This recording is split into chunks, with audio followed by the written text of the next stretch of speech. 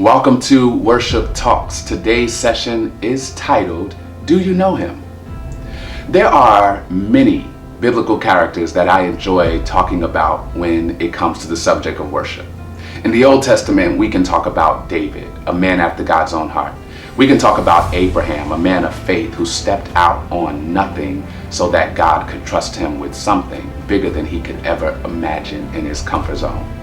But the person I think is important for us to consider today is a brother by the name of Samuel. His mother is named Hannah, and she has been persistently pursuing God and his presence. And one day she makes God a promise that if you give me a child, I'll give that child back to you. She makes good on her promise, and she has her first child. His name is Samuel. She brings Samuel to a high priest. His name is Eli. And Samuel lives for the majority of his life under the tutelage of a man by the name Eli. 1 Samuel 3:1 though says something that I think most of us overlook, because 1 Samuel 3 is all about God calling Samuel 3 times, and he goes to Eli and says, "Did you call me?" It's all about God calling Samuel 3 times, and so he goes to Eli and asks, "Did you call me?" And we hear that back and forth when finally, after the third time, Eli says, "Go back and lay down." And this time say, "Speak, Lord, your servant is hearing." Because we get so distracted by that story, which is very familiar and powerful in itself, I think we overlook two parenthetical verses that are powerful in and of themselves. 1 Samuel 3:1 says this, "Now Samuel ministered to the Lord."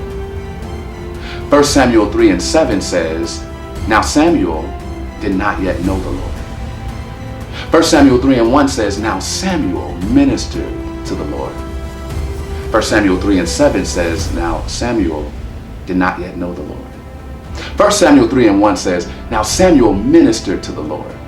He knew how to wear the ephod. He knew how to open up the Torah. He knew how to light the candlesticks. He knew the protocol of church. But verse 7 says, "But Samuel did not yet know the Lord," which tells me this, my friends: it is possible to minister to a God you don't know. It is possible to sing songs to a Savior with whom you have no relationship. It is possible to know church and not Christ. It is possible to know how to put your finger up to excuse yourself to go to the bathroom, which colors to wear on first, second, and third Sunday, and yet not know the Lord. So do you know him? I want you to really assess, do I know him personally? Not am I affiliated with him because of what my mama told me about him, but do I know him? One of the ways that we know him is because when he speaks, we can differentiate the tutor from the teacher. One of the ways that we know him is that we don't mistake our God with our Eli.